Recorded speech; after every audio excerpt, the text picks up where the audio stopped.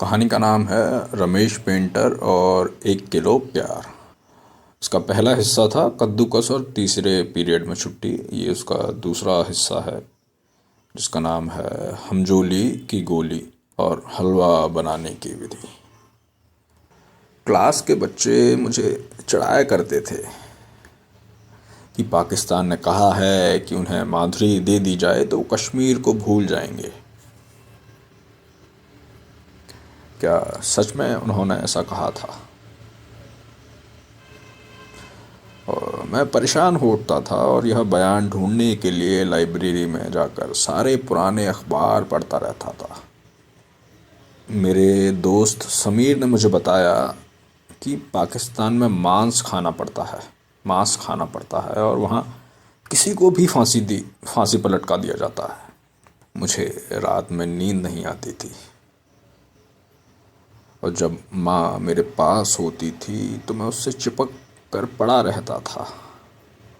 बहरहाल वो दूसरे दिन थे और तब कर्फ्यू भी नहीं लगा होता था।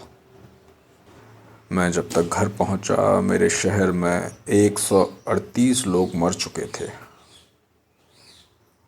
माँ रात को देर से लौटी थी और मेरे पहुंचने के बाद जब वह जागी तो उसका चेहरा लाल और खूबसूरत था।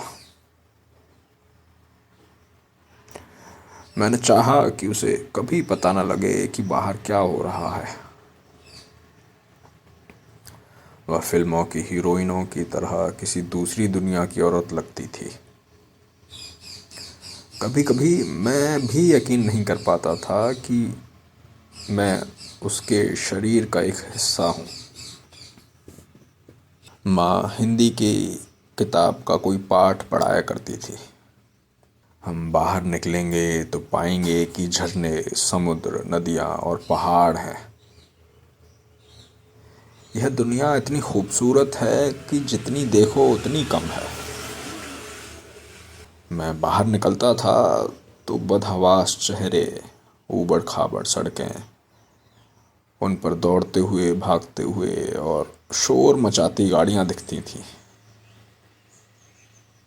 वह जो भी था, वो जो खूबसूरत था, मेरे हिस्से नहीं आया, सिवाय माँ के। शौकत की बीवी नाजिया के मायके से फ़ोन आया और इधर शौकत की माँ रोई ज़्यादा, बोली कम। नाजिया की माँ ने कुल मिलाकर यही समझा कि कोई बहुत बुरी खबर है।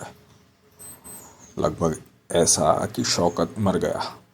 नाजिया दीवार में सर मारने लगी और सिर फटने को ही था कि शौकत के पिता का फ़ोन आ गया। उन्होंने बताया कि शौकत को पुलिस उठा कर ले गई है। यह कोई अच्छी खबर नहीं थी, मगर ते ही नाजिया खुशी से उछलने लगी। सब इंस्पेक्टर धर्मवीर चौहान के नेतृत्व में 8 पुलिस वाले उसके घर आए थे और उसे उठा कर ले गए थे। इसी तरह उस दिन, जो अक्टूबर का कोई सोमवार था, मेरे शहर से 56 मुसलमान पुलिस ने उठाए। उनमें से सिर्फ एक ऐसा था जो पत्थर मारने और आग लगाने वाली भीड़ के साथ भाग रहा था, लेकिन वह भी मारने वालों में से नहीं था। वह इंजीनियर था और उसे दिल्ली मेट्रो की कोई नौकरी ज्वाइन करने के लिए उसी दिन दिल्ली पहुंचना था। इसलिए वह आग लगी हुई ट्रेन भी छोड़ना नहीं चाहता था। सब इंस्पेक्टर धर्मवीर चौहान, जिसका जन्म मेरठ के पास किसी छोटे से गांव में हुआ था, हमारे घर अक्सर आया करता था। उसके नाम से मेरा पहला परिचय मेरे स्कूल के टॉयलेट में पेंसिल से लिखी गई एक लाइन पढ़कर हुआ। वह मेरे बचपन की सबसे डरावनी पंक्ति थी। लिखा था कि धर्मवीर चौहान मिस माधुरी की लेता है। मैं चुपचाप आया और अपनी सीट पर बैठ गया। कुछ भी नाटकीय नहीं हुआ। किसी ने मेरा मजाक नहीं उड़ाया। किसी टीचर ने सब बच्चों को खड़ा करके गुनहगार नहीं ढूंढा। जो लिखा था वह भी उस दोपहर तक मिट गया। लेकिन मैं डर गया था। मुझे लगता था कि अब किसी भी पल धरती ख़त्म हो जाएगी, लेकिन ऐसा नहीं हुआ। मुझे नीले रंग की जर्सी पहनकर अक्टूबर की एक सुबह चाचा के साथ घर लौटना था और मौत का इंतज़ार करना था। तुझे भूख लगी होगी मेरे राजा बेटा। माँ ने उठते ही मुझे गोद में खींच लिया। चाचा जो अपनी बाइक धो रहे थे हमें देखकर मुस्कुराए। नहीं माँ, मुझे भूख नहीं लगी, मगर फिर भी मुझे कुछ खाना है जिससे सब कुछ भुलाया जा सके। सामने अखबार रखा था। माँ उसे उठाकर पढ़ने लगी। उसमें माँ के शो के फिर से हिट होने की खबर थी। मैं उसकी गोद में था और मेरी ओर जो पन्ना था उस पर एक सर्वे छपा था जिसमें लाख मुसलमानों से पूछा गया था कि भारत में किसी मुसलमान का जीवन कैसा है। 70% लोगों ने बहुत अच्छा लिखा था, 20% ने ठीक ठाक और 10% ने मुश्किल कहा था। फिर किसी शहनवाज अंसारी का लेख था जिन्होंने कुछ प्राचीन ग्रंथों के माध्यम से सिद्ध किया था कि भारतीय उपमहाद्वीप में रहने वाले सब लोग मूल रूप से हिंदू ही हैं। जो दूसरे धर्मों के लोग हैं वे सब धर्म परिवर्तन से बने हैं। मेरी उम्र 12 साल थी और मैं माधुरी वाले बयान के चक्कर में लाइब्रेरी में इतनी बार किताबें पढ़ चुका था कि यह सब समझने लगा था। मैंने उठकर टीवी चलाया। ऐसा लग रहा था कि हर चैनल पर हास्य कवि सम्मेलन आ रहे हैं। हमारे टीवी पर 144 चैनल आते थे। मेरा जन्मदिन 14 अप्रैल था और शहर में धारा भी 144 लगी थी। मैंने इन सब के बारे में सोचा। धर्मवीर चौहान मिस माधुरी की लेता है। यह संसार का सबसे निर्मम वाक्य था। इसे सोचते हुए पढ़ा, हंसा, सोया या खाया नहीं जा सकता था। इसे सोचते हुए शहर के बाहर भाग जाने और किसी नदी में कूद जाने का मन करता था, या थाने में जाकर धर्मवीर चौहान का मुंह तोड़ देने का। मिस माधुरी के बारे में कई बातें मशहूर थीं, जैसे एक यह कि उसके गुरु पंडित दीनानाथ, जिन्होंने उसे कथक सिखाया, उससे बेतहाशा प्यार करते थे। और मिस माधुरी के हिट होने के कुछ महीने बाद शहर के सबसे गंदे नाले में उनकी लाश मिली। एक यह भी कि एक दिन उसने ज़ोर ज़बरदस्ती की कोशिश करते अपने पिता को बुरी तरह पीट कर घर से बाहर निकाल दिया था। मुझे ये सब बातें मालूम नहीं थी। मेरा जानना अपने पिता की मृत्यु से शुरू हुआ। मेरे पिता जो अपने इस कथन के लिए मशहूर थे कि वो बस प्यार के भूखे हैं, लेकिन उन्हें प्यार नहीं चाहिए। जब कोई किसी से 1 किलो प्यार करने लगता है तो वह मर जाता है। बुरा यह था कि यह 1 किलो की सीमा किसी भी दिन अचानक पार हो सकती थी।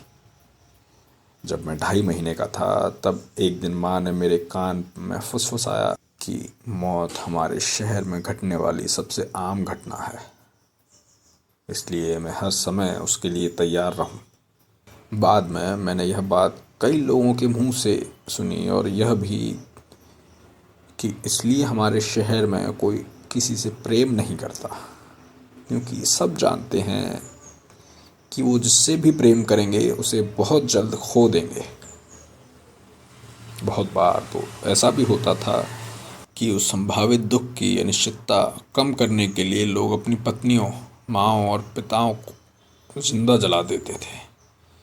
खैर, माँ कहती थी कि अब हम जल्दी ही मुंबई चले जाएंगे, और तब वह इतनी व्यस्त होगी कि कई बार मुझे उसे टीवी पर देखकर ही संतोष करना होगा। मैं उस दिन के लिए ही तैयारी कर रहा था और अपने आप को कठोर बना रहा था।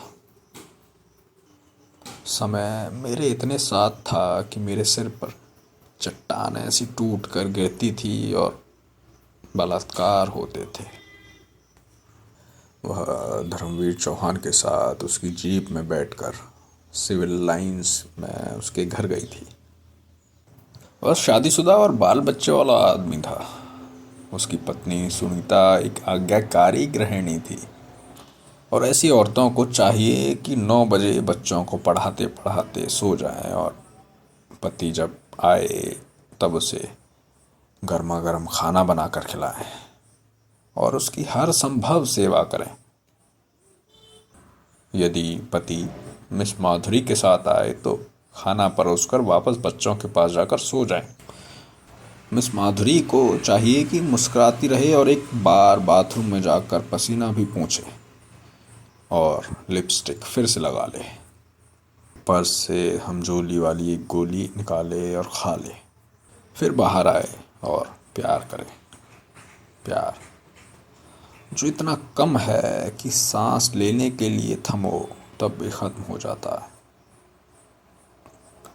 चादरों और कपड़ों में सिलवटें पड़ती थीं और धर्मवीर चौहान की छठी, 9वीं और तीसरी में पढ़ने वाली बच्चे जब स्कूल जाते थे तो बेफिक्र होकर हंसते थे और सोचते थे कि दुनिया कितनी सुंदर है। चोटों और टॉयलेट की दीवार पर लिखे वाक्यों के बावजूद ऐसा मैं कभी कभी सोच लेता था। मगर फिर उस सुबह, कर्फ्यू वाली सुबह, जब हम जल्दी में थे और मैं सोच रहा था कि शहर की मौतों की मैं सोच रहा था कि शहर की मौतों की आदत में जब मुझे भी अपना हिस्सा चढ़ाना है, चाचा ने बाइक रोक दी। दुनिया गोल थी और चाचा ने मुझे इसके साथ यह भी बताया कि माँ कल रात धर्मवीर चौहान के साथ थी। यह कोई नई बात नहीं थी। मुझे भूख लग रही थी और मैंने चाचा से कहा कि जल्दी चलो, मुझे ब्रेड रोल खाने हैं। चाचा गुस्से से कांप रहे थे और उन्होंने मुझे एक थप्पड़ मारा। मैं रोने लगा, लेकिन वह शांत जगह थी और मुझे लगा कि यह अच्छा है, क्योंकि अब किसी ने मुझे थप्पड़ खाते और रोते नहीं देखा होगा। मगर यह अच्छा नहीं था।